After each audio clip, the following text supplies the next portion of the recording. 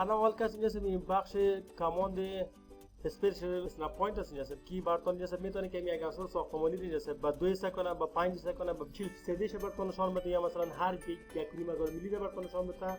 یا 1 متری و یا میتونه اینجا که مثلا اینو میخواین که با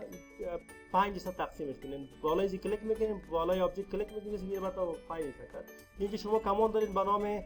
along entire element و between intersection اگر along گرفتین جیسے between در نداداش تقاطع جیسے میره براتون تقسیمات میکنم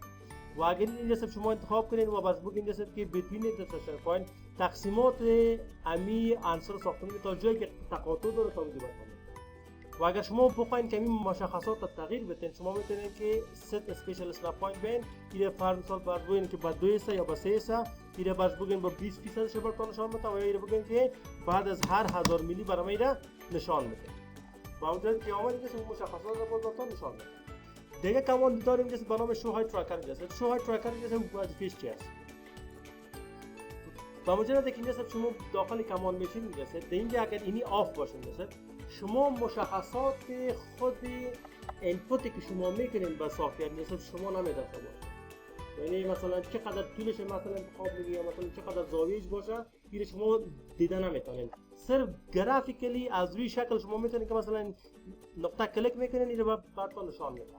اما اگر شما اینجا بیاین برش بگین که شو های تراکر و بعدا داخل کماند برین براتون یک باکس نشان میده که در باکس اینجا براتون هم دیستنس نشان میده و هم انگل نشان میده که شما میتونین که مشخصا هم برش دیستنس برتی توسط اروکیز داخل کمان میشین جسد اینجا فرض سال باش میگه که مثلا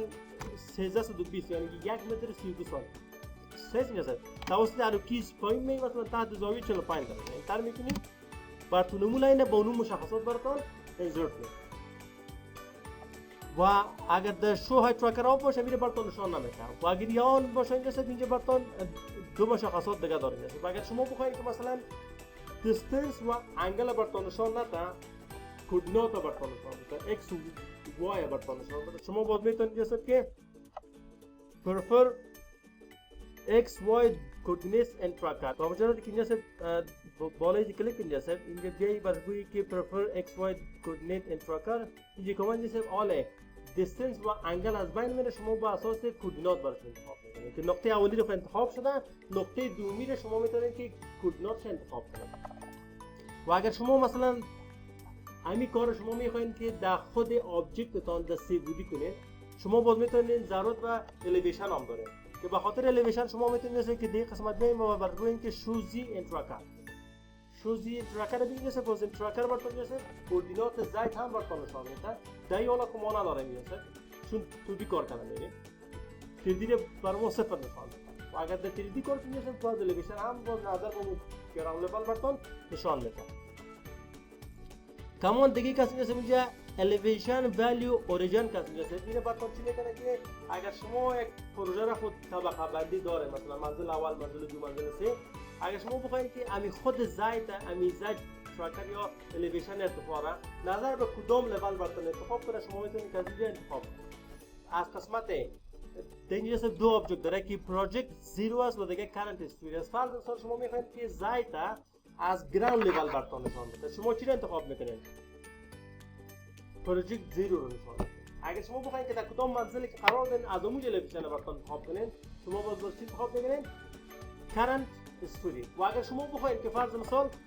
چی کنین جسد مثلا در طبقه کسی یک الیویشن خودتان برش رفرنس لاین برش بدین یا خط ارتباطی برش بدین که مثلا از این طریقه برام الیویشن نشان بده یا مشخص بشه با شما میتونید یا فرست رفرنس لاین بگیرین لول بگیرین و دیگه یا سکند رفرنس لول بگیرین یعنی شما میتونید که دو خط برش انتخاب کنید داینو و دیگه کسی اینجا شما اینجا اکسپاند تراکر کسی اینجا و دیگه که داریم اینجا ما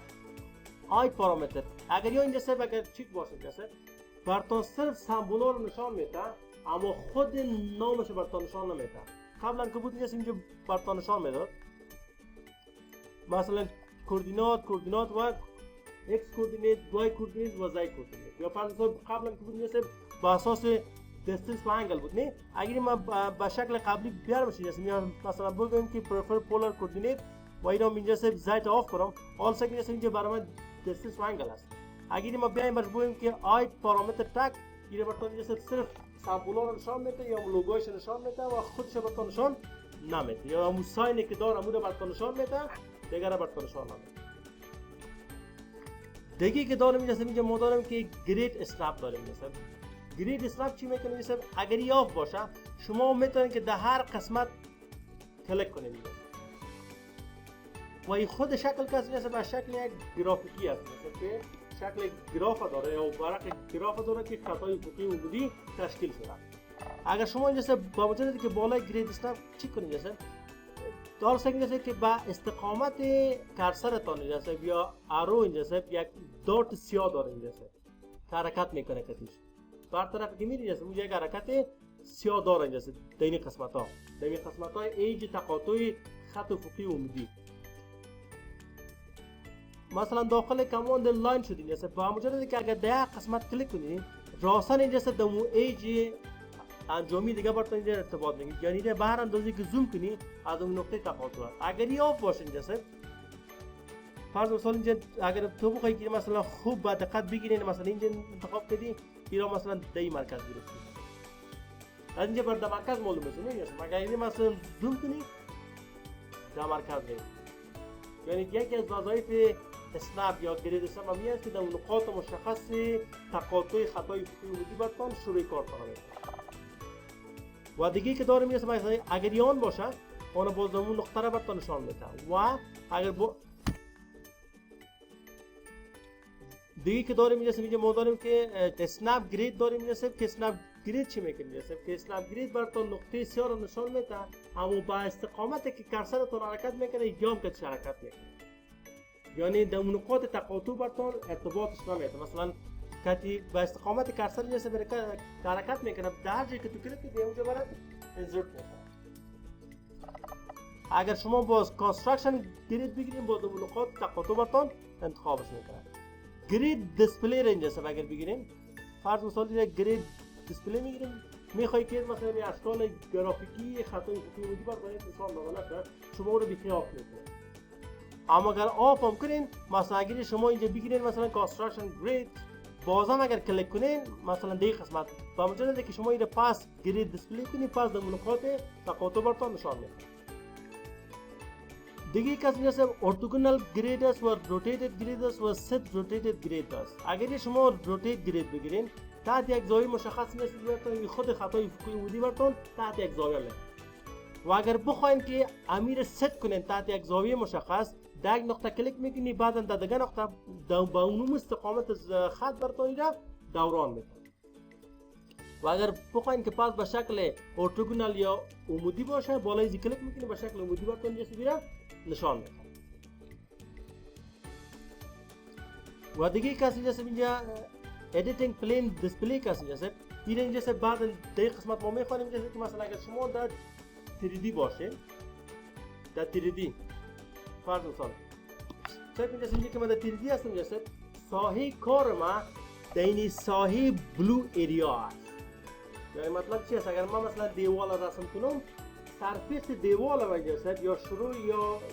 ایج پایانی دیوال جسد شروعش از مستوی افق میشه، از مستوی افق. فرض مثال شما یک جای ضرورت دارید که